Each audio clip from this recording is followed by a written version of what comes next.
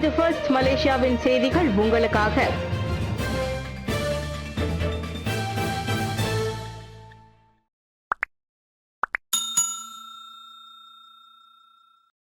ஹிஸ்புல்லாவுடன் போர் நிறுத்த உடன்பாடு இஸ்ரேல் கொள்கை அளவில் இணக்கம்.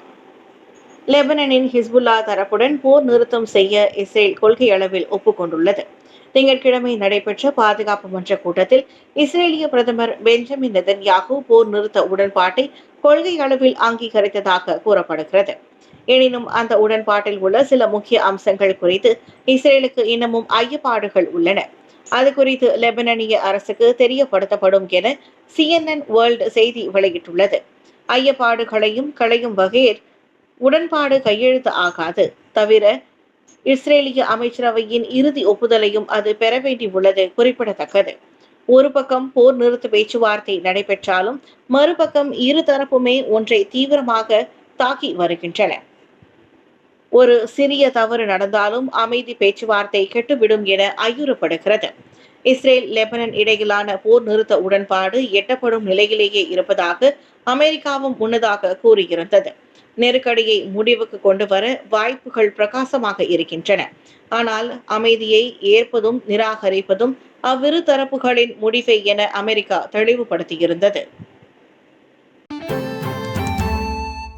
வணக்கம். 2024 சர்வதேச வாழ்வீரன் விழா உலக தற்காப்பு கலை சிறப்பு விருது Silat Grand Master Association of Malacca Sigma ஏற்பாடு செய்யப்பட்டிருந்தது. இதில் பல்வேறு தற்காப்பு கலைகளை சேர்ந்த 102 ஆசிரியர்களுக்கு விருது வழங்கப்பட்டது. அதில் Malacca போர்க்கலை master P சுரேஷுக்கு மகாகுரு grand master பட்டம் வழங்கி சிறப்பு செய்யப்பட்டுள்ளது. இவ்விருதை மாண்புமிகு டத்தோ VP சண்முகம் வழங்கினார். இதனை முன்னிட்டு சர்வதேச ஸ்லாட் போட்டியும் நடைபெற்றது. இதில் Singapore, Indonesia, Thailand, Brunei, Africa ஆகிய நாடுகளில் இருந்து பிரதிநிதிகள் கலந்து கொண்டனர். 20 ஸ்லாட் அணிகளுக்கு இடையே இந்த போட்டி நடைபெற்றது. இப்போட்டியில் கலந்து கொண்ட ஒரே இந்திய அணி மலாக்கா போர்க்கலை மாணவர்கள். இதில் 2வது இடத்தை வென்று சாதனை படைத்தனர். இந்த சாதனைக்கு போர்க்கலை மாணவர்களின் விடாமுயற்சிக்கும் அர்ப்பணிப்புக்கும் கடின உழைப்புக்கும் கிடைத்த வெற்றி. நமது கழகத்திற்கும் புகழ்பெற செய்த அனைத்து விளையாட்டு பங்கேற்பு மாணவர்களுக்கும் இந்த விருதுக்கும் மகாகுரு ருத்ரவீரன் P சுரேஷ் பாலகிருஷ்ணன் நன்றியை தெரிவித்துக் கொண்டார்.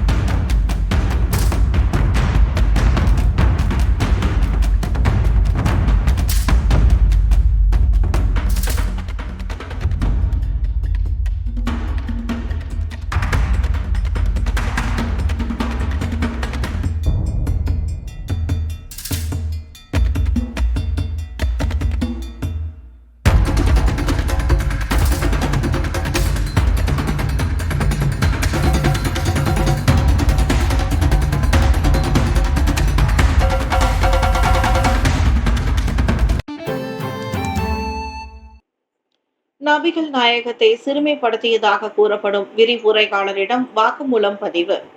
அண்மையில் நடைபெற்ற மாநாட்டொன்றில் சொற்பொழிவாற்றிய போது நபிகள் நாயகத்தை சிறுமைப்படுத்தியதாக கூறப்படும் விரிவுரையாளரிடம் புகித் அமான் போலீஸ் வாக்குமூலம் பதிவு செய்துள்ளது. அந்த விசாரணையின் போது அவரிடம் 23 கேள்விகள் கேட்கப்பட்டதாக தேசிய போலீஸ் படை தலைவர் தான் ஸ்ரீ ரசருடின் ஹுசைன் தெரிவித்தார். ஒரே மதத்தவரிடையே நல்லிணக்கத்தை பாதிக்க செய்யும் செயல் என கருதி குற்றவியல் சட்டத்தின் 298A பிரிவின் கீழ் அவ்விரிவுரையாளர் விசாரிக்கப்படுகிறார். குற்றம் நிரூபிக்கப்பட்டால் 2 ஆண்டுகளுக்கும் குறையாமல் 5 ஆண்டுகளுக்கு மேற்போகாமல் சிறை தண்டனை விதிக்க அச்சட்டம் பிரிவு வகை செய்கிறது. 1998ஆம் ஆண்டு தொடர்பு பல்லூடக சட்டத்தின் கீழும் அவர் விசாரிக்கப்படுகிறார். நேற்று நண்பகல் வரை அவருக்கு எதிராக 9 போலீஸ் புகார்கள் பெறப்பட்டுள்ளன. பகடிவதை சம்பந்தப்பட்ட மாணவர்களின் மனநல பிரச்சினைகளை கண்டறிவதில் கல்வி அமைச்சு முன்னுரிமை. பகடிவதையில் ஈடுபடும் மாணவர்களின் மனநல பிரச்சினைகளை கையாள்வதில் கல்வி அமைச்சு எப்போதும் முன்னுரிமை அளிக்கிறது. மேலும் மனநல கோளாறுகளால் பாதிக்கப்பட்ட மாணவர்கள் இருக்கிறார்களா என்பதை கண்டறிய பல அம்சங்களை தமது தரப்பு அமல்படுத்தியுள்ளதாக கல்வி அமைச்சர் ஃபட்லினா சிட்டேக் தெரிவித்தார். உணர்ச்சிகரமான பிரச்சனைகளுக்கு உள்ளான மாணவர்களை அடையாளம் காண முன்கூட்டியே கண்டறியும் ஆரோக்கியமான மனநிலை பரிசோதனையை கல்வி அமைச்சு செயல்படுத்துகிறது. ஆரோக்கியமான மனநிலை பரிசோதனை 5ஆம் ஆண்டு முதல் 6ஆம் வகுப்பு வரையிலான அனைத்து மாணவர்களுக்கும் ஆண்டுக்கு ஒரு முறை மேற்கொள்ளப்படுகிறது. அதே நேரத்தில் கடுமையான உணர்ச்சி மயமான விவகாரங்கள் உள்ளதாக அடையாளம் காணப்பட்ட மாணவர்கள் ஆண்டுக்கு இருமுறை பரிசோதிக்கப்படுகிறார்கள் என்று அவர் விளக்கினார். பகடிவதையினால் மோசமாக பாதிக்கப்பட்ட மாணவர்களை உள்ளடக்கிய சோகமான சம்பவம் தொடர்பாக கம்போங் நாடாளுமன்ற உறுப்பினர் தான்கார் ஹிங் நாடாளுமன்றத்தில் எழுப்பிய கேள்விக்கு பதிலளித்த போது பட்லினா இத்தகவலை வெளியிட்டார். மற்றொருவரிடம் இருந்து 1,38,000 ரிங்கிட் மோசடிக்கு வங்கி பெண் அதிகாரியை பயன்படுத்திய கும்பல். மற்றொருவரிடம் இருந்து 1,00,000 ரிங்கிட் மோசடி செய்வதற்கு வங்கி அதிகாரி ஒருவரை ஒரு மோசடி கும்பல் பயன்படுத்தி இருப்பதை புக்கிட் அமான் வர்த்தக குற்றப்புலனாய்வு கண்டறிந்ததாக அந்த இயக்குனர் ஸ்ரீ ரம்லி முகமது யூசுப் தெரிவித்தார்.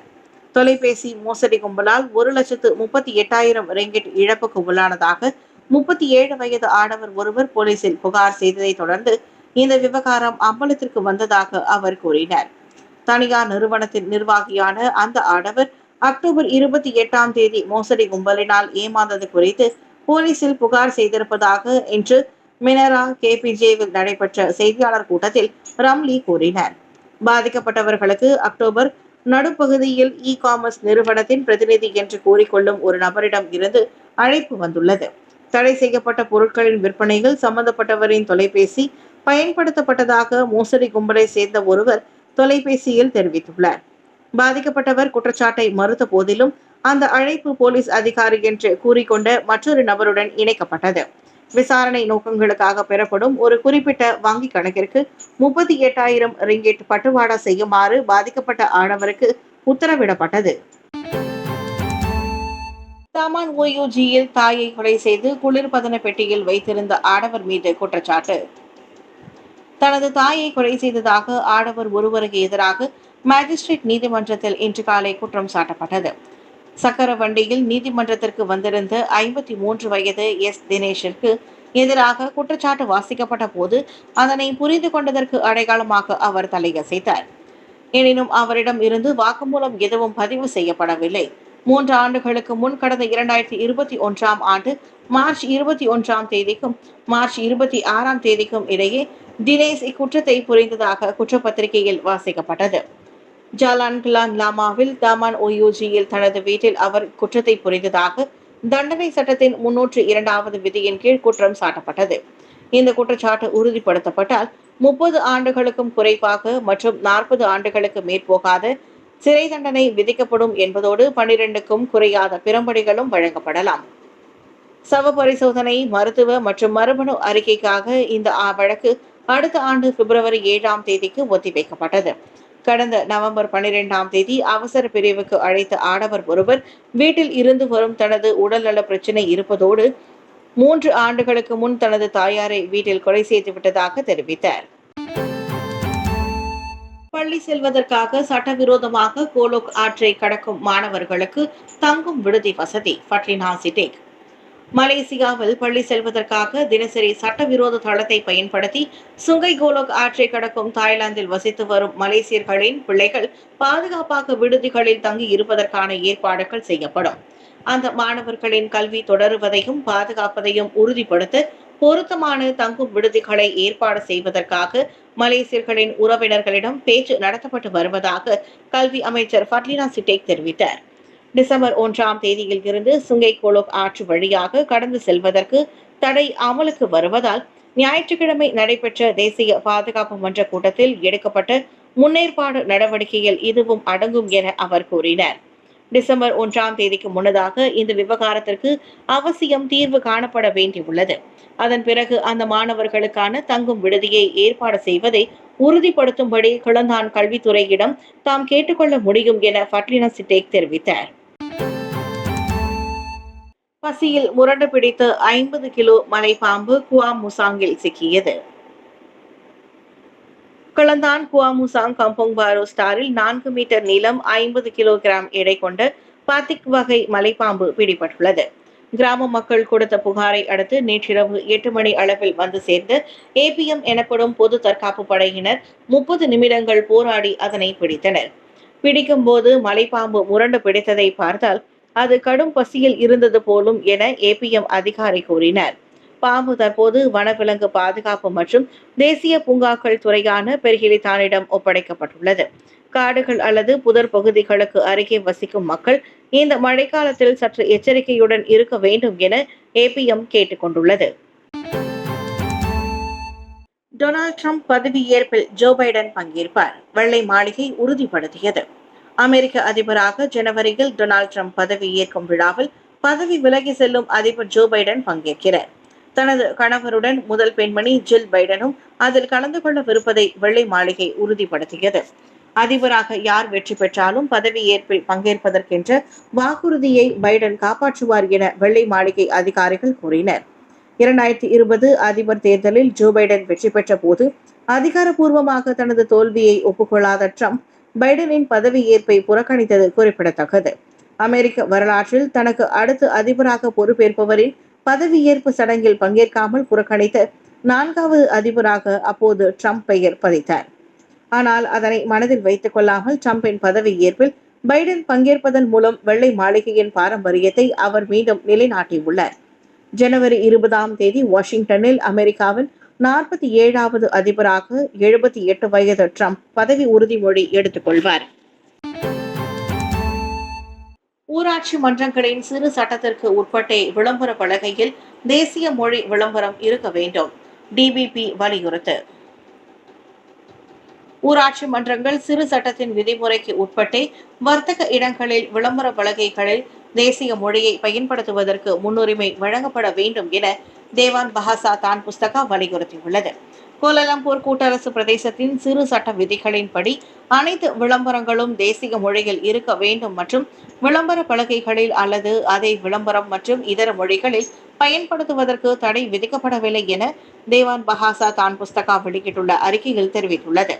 எனவே லைசன்ஸ் இன்றி தங்களது வர்த்தக இடங்களில் விளம்பரத்தை வைப்பவர்கள் மற்றும் விளம்பர பலகையில் தேசிய மொழிக்கு முன்னுரிமை கொடுக்காதவர்களுக்கு எதிராக கோலாலம்பூர் மாநகர் மன்றத்தின் அமலாக்க பிரிவு மேற்கொள்ளும் நடவடிக்கைக்கு முழு ஒத்துழைப்பு தேவான் பஹாசா தான் புஸ்தகா தெரிவித்துள்ளது. ஆண்டுதோறும் தங்களது லைசன்ஸ்களுக்கு புதுப்பிக்கும் கடை உரிமையாளர்கள் இந்த சிறு சட்டங்களின் அம்சங்களை புரிந்து கொண்டு அதற்கேற்றபடி செயல்படுவது அவசியம் என்றும் தேவான் பஹாசா தான் புஸ்தகா கூறியுள்ளது. ஜப்பான் ராக்கெட் பரிசோதனை பகுதியில் பெரிய அளவில் தீ விபத்து. திட எரிபொருள் எப்சிலான் எஸ் ராக்கெட் பரிசோதனையின் போது ஜப்பான் விண்வெளி நிறுவன தளத்தில் நேற்று பெரிய அளவில் தீ ஏற்பட்டு விபத்து ஏற்பட்டது. அதற்கு தெற்கு ஜப்பானின் தொலைதூர கஃபோஷிமா வட்டாரத்தில் நிகழ்ந்த இந்த சம்பவத்தில் எவரும் காயமடையவில்லை. தனகோஷிமா விண்வெளி மையத்திலிருந்து நெருப்பு மற்றும் வெள்ளை புகைகளின் கோபுர பந்துகள் எழுந்ததை NHK ஒளிபரப்பு கழகத்தின் காணொளி காட்டியது.